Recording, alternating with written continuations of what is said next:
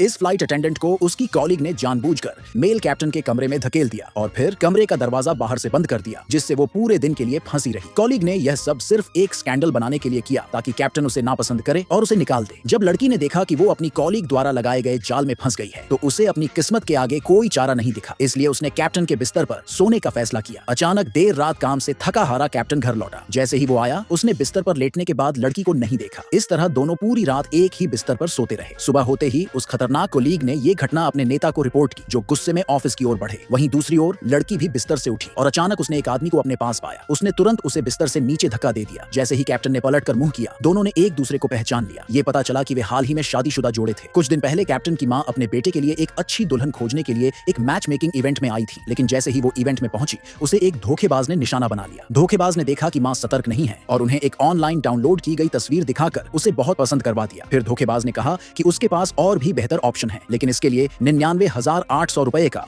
Membership fees देना पड़ेगा। उसने यहाँ तक कि ये भी वादा किया कि वह उसी दिन दुल्हन को घर लाकर देगा। जब मां धोखेबाज के जाल में फंसने ही वाली थी, तभी एक लड़की आई और उसने मां का फोन छीनकर धोखेबाज के खिलाफ सबूत दिखाए, लेकिन धोखेबाज ने फिर भी इसे मानने से इनकार कर दिया, ये कहते हुए कि बदनाम करने से जेल हो सकती है। हालांकि महिला ने पीसफुली कहा कि उसने पहले ही पुलिस को बुला लिया है और अब वो देखेंगे कि किसे गिरफ्तार किया जाता है। ये देखकर धोखेबाज को निराश होकर वहां से जाना पड़ा। अचानक लड़की का न्यायपूर्ण और बहादुर स्वभाव कैप्टन की मां की गहरी रुचि का कारण बन गया। मां बार बार यही सोचती रही कि कैसे उस लड़की को अपनी बहू बना सकती है। संयोग से उसी वक्त वहां हलचल मच गई। दरअसल वो कैप्टन, जिसने एक ही प्रयास में 100 से ज्यादा लोगों की जान बचाई थी, लौट आया था। उस घटना के बाद कंपनी के सभी फ्लाइट अटेंडेंट्स ने कैप्टन को एक वर्ल्ड क्लास हीरो मान लिया था। इस समय महिला को भी अचानक वो हादसा याद आ गया, क्योंकि वो भी उस विमान में थी। बिना जाने वो ये नहीं समझ पाई कि उस समय लोगों से घिरा हुआ कैप्टन दरअसल उस आंटी का बेटा था। दोनों जब बाहर आए तो मां ने अपने बेटे को फोन किया और कहा कि वो जल्दी से कैजुअल कपड़े पहनकर बाहर आए, क्योंकि उसे चिंता थी कि लड़की को पायलट पसंद नहीं आ सकते। लड़की जाने ही वाली थी, लेकिन मां ने नाटक करते हुए कहा